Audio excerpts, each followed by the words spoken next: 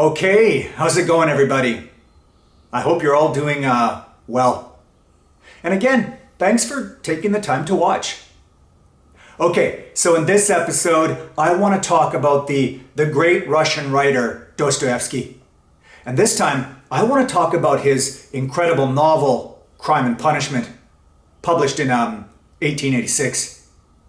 Now, before I get into the details, maybe I should first give a brief synopsis for those of you who may not have read it.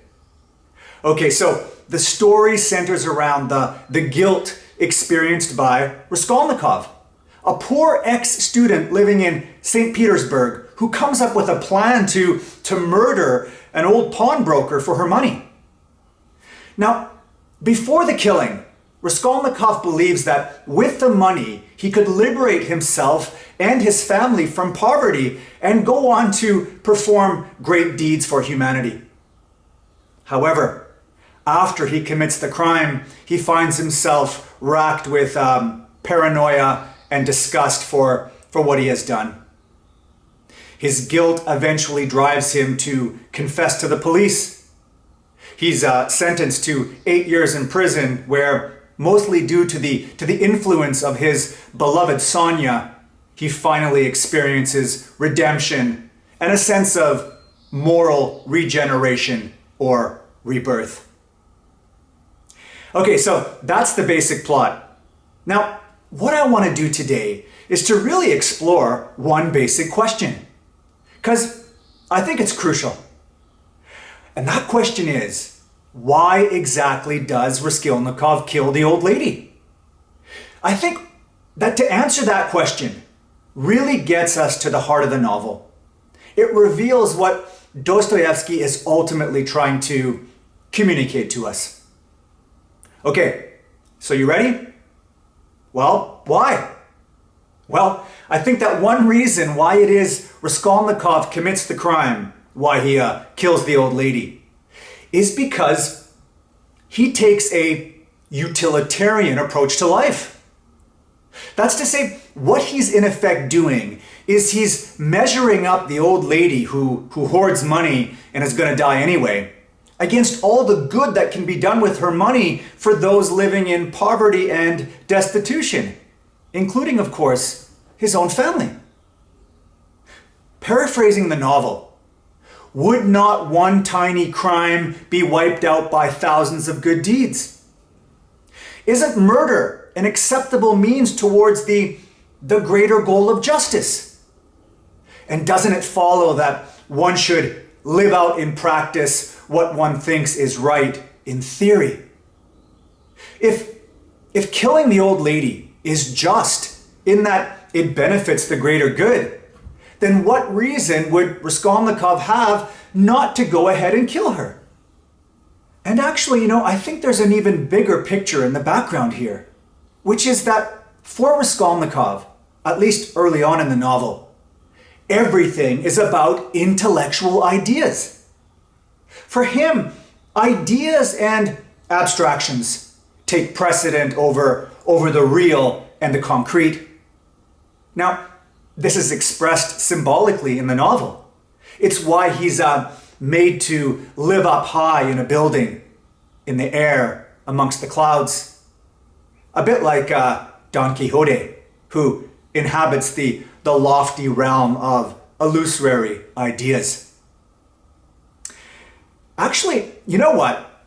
All of this makes me think a little bit of Albert Camus, who himself was very influenced by Dostoevsky.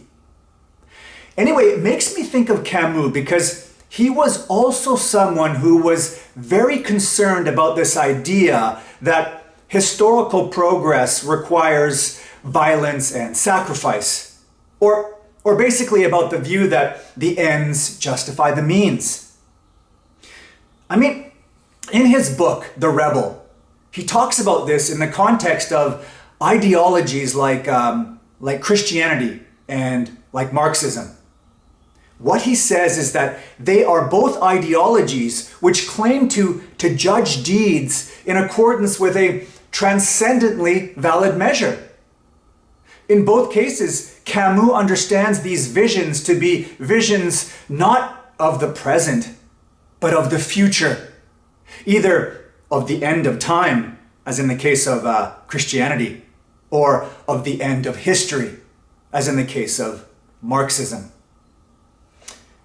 But the most serious problems with political ideologies for Camus is that, he basically gives three reasons, okay? So, number one, he says ideologies assume to possess absolute knowledge, when in reality they only have limited belief.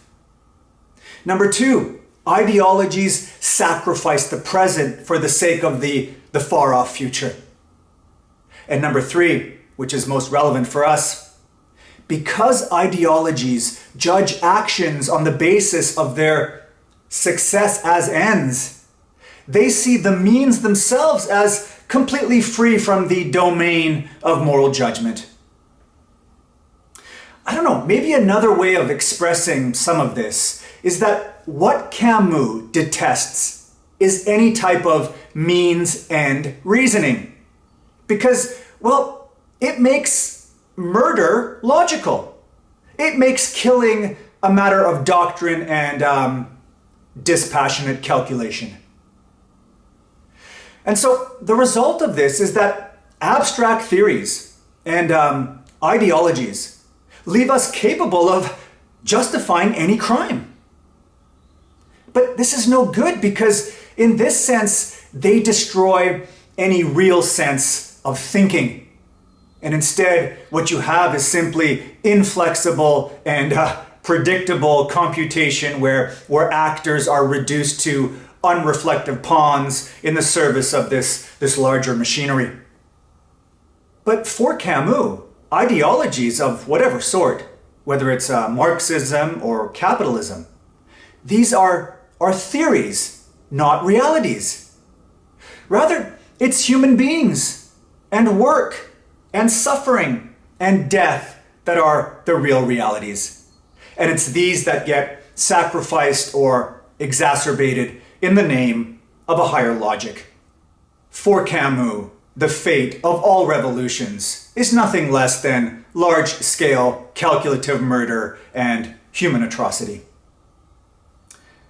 Anyway, Camus rejects all of this. He tells us that he doesn't want to be unjust today in order to achieve justice tomorrow. For him, change is gradual and it's down to earth. And it begins with the particular, with real people, not with abstract ideas. As I've said, he rejects ideologies which sacrifice present happiness to promises of future fulfillment. He's content to struggle to help make possible those little kingdoms of personal happiness. The kingdom of God is something that he's just not interested in. Anyway, to connect all of this back to Dostoevsky, you see, if there's one thing that Dostoevsky believed, which Camus inherited from him, is that every single person has intrinsic worth or value. Infinite value, in fact. Something, actually, I think he came to understand in his 8 years in a Siberian prison.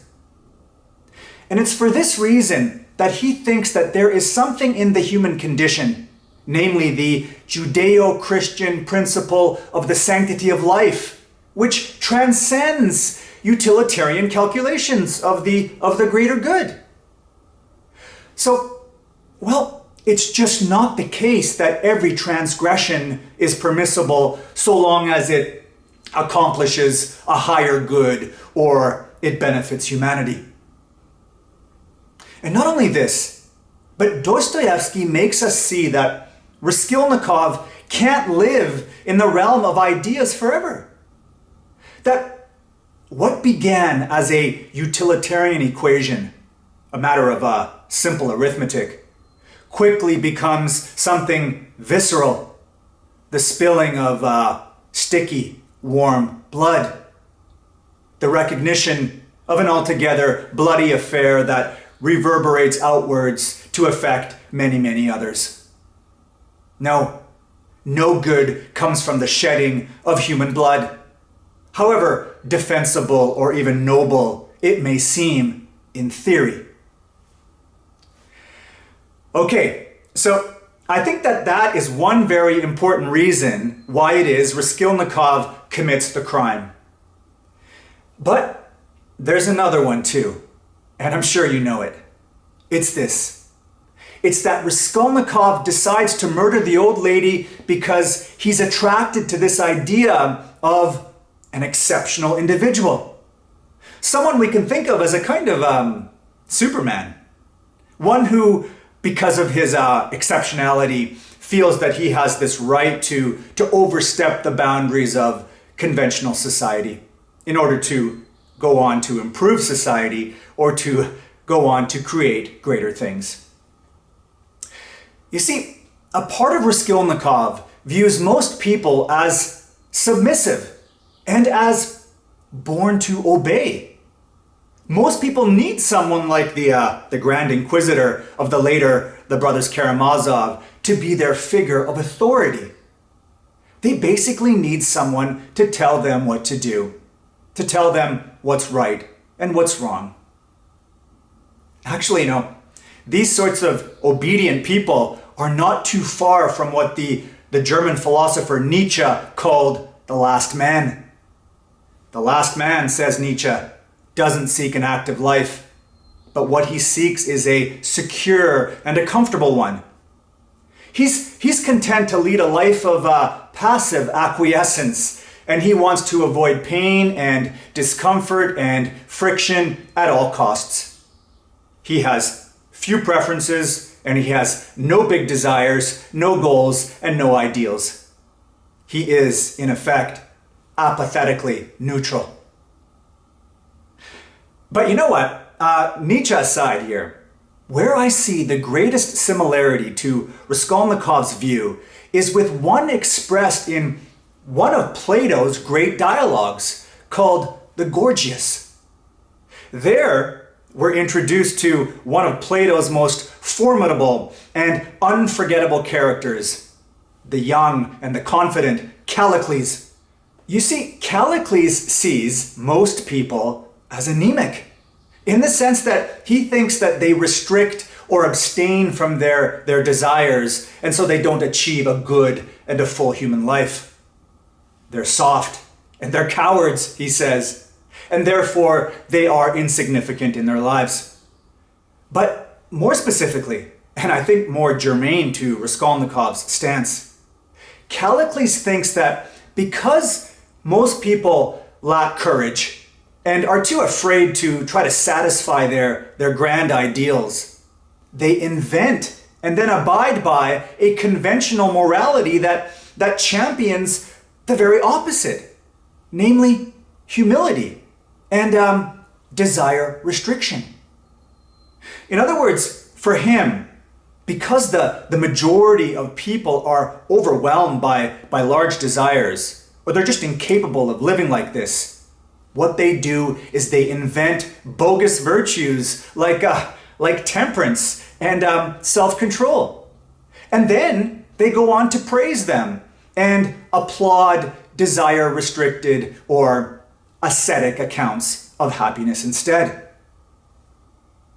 Actually, not unlike Nietzsche, Callicles sees in the mainstream population weakness and fear and resentment. That's to say, such desire-restricting virtues are merely symptoms of sickliness, the lack of manhood of their convention-bound inventors, he says. Their happiness is but a substitute desired by the weak who are incapable of achieving that state whereby one has cast off all of one's unnatural constraints and given free rein to one's desires. A state, of course, which they too would prefer if they had the strength and the courage to attain it. Well, there is in Raskolnikov some of this, right? Like I said, he too is concerned with those rare human beings, like himself, who think that they inhabit a region outside of everyday morality and dare to get what they want, despite the crossing of boundaries or the committing of crimes. Actually, you know what? No less a person than Napoleon is Raskolnikov's representative here. As he puts it, he asks, am I going to choose to be a louse or a Napoleon? And of course, he chooses the way of the French military leader. He chooses the way of revolution. Now, here's the thing. We all know that things don't work out with Raskolnikov. But apart from what I said earlier, what else goes wrong? Well, for one, the life of the exceptional individual that he tries to live out and the murder that goes along with it is one that moves him further and further away from people. It isolates him. It separates him from other human beings. And despite himself, he suffers from it. Like Ivan in the Brothers Karamazov, isolation and loneliness seem to be an inevitable consequence of living like you're an eagle high above the duped and lowly masses. But I think that there's something even more important or more fundamental going on. And it's this. This book is not about legal punishment. After all, punishment often makes no difference to the one who commits the crime, right? Most people are not affected or changed by it. No, this is about something of another order altogether. What it's about is guilt. This story is about the weight of guilt and about the inner turmoil and change that it has on one.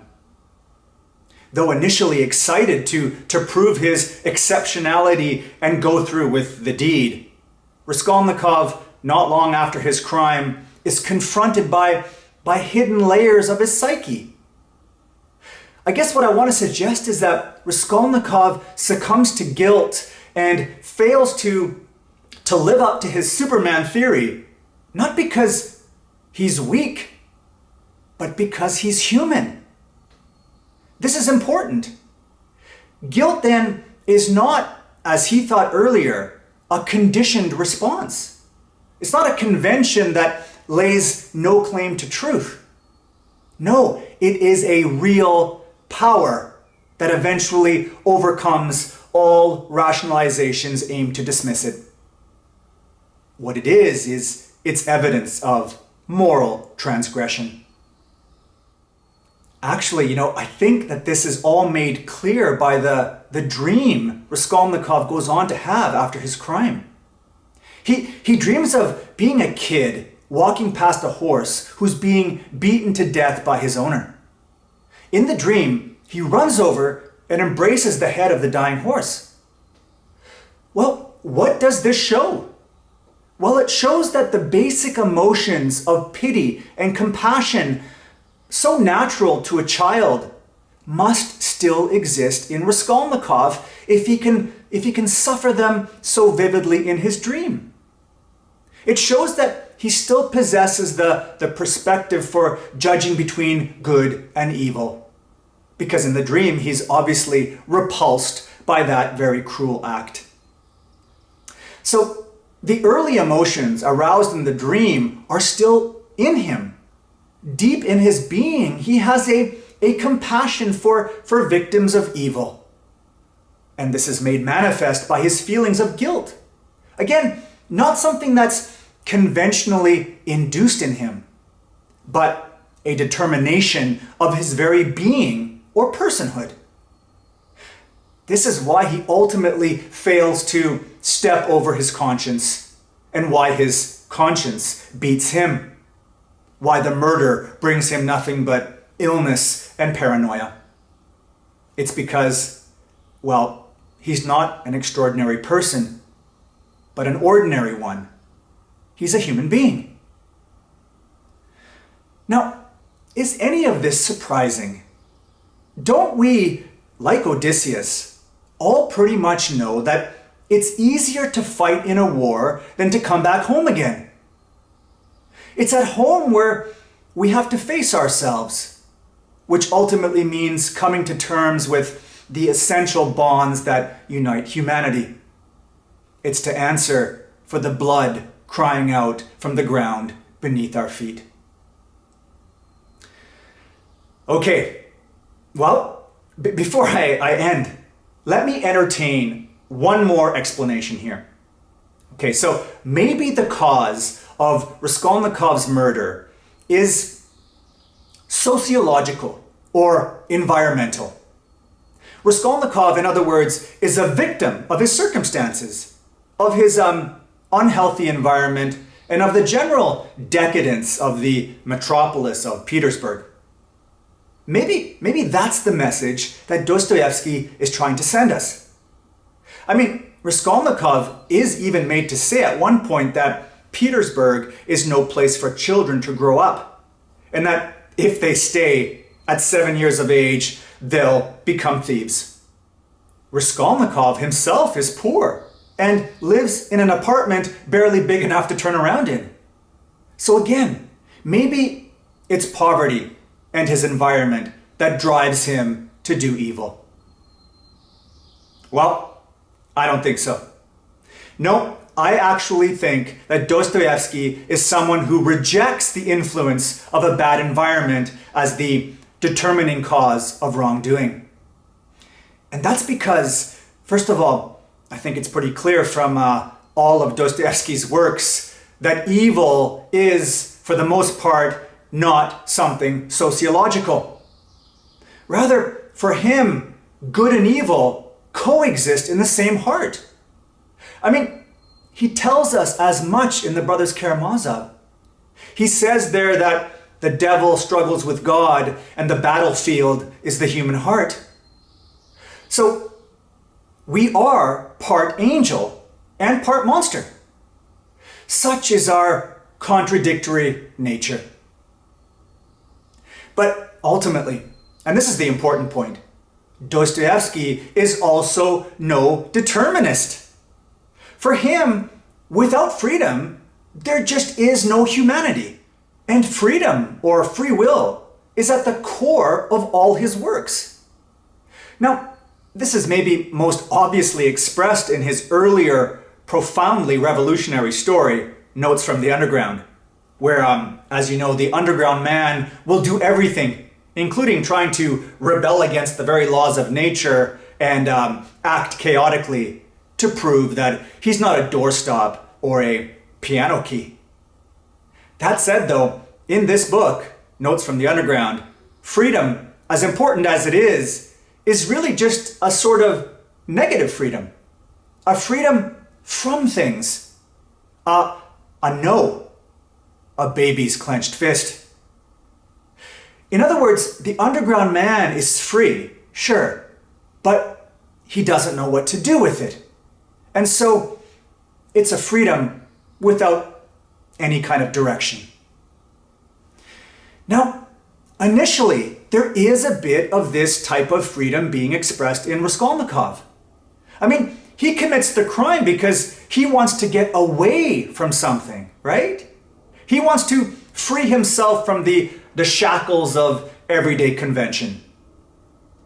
But this quickly turns out to be another form of freedom from, because what it does is it leaves him inert and empty and totally isolated. Now, what Dostoevsky considers to be the highest form of freedom comes later in the story, when Raskolnikov confesses and undergoes a kind of rebirth. This is Dostoevsky's full-blown positive freedom. It's a freedom to, or a freedom for. Now, what is this exactly? Well, it's something like the power to direct oneself towards an ideal. It's when we struggle and fight against our darker impulses, set ourselves right, and reach towards the light and the good, or at least the better. Freedom is improvement, and it is self-transcendence. There just is no freedom apart from the pursuit of the ideal. This is freedom with direction and purpose and meaning. And it makes all the difference in the world. In fact, it's the very difference between life and death. Bye for now.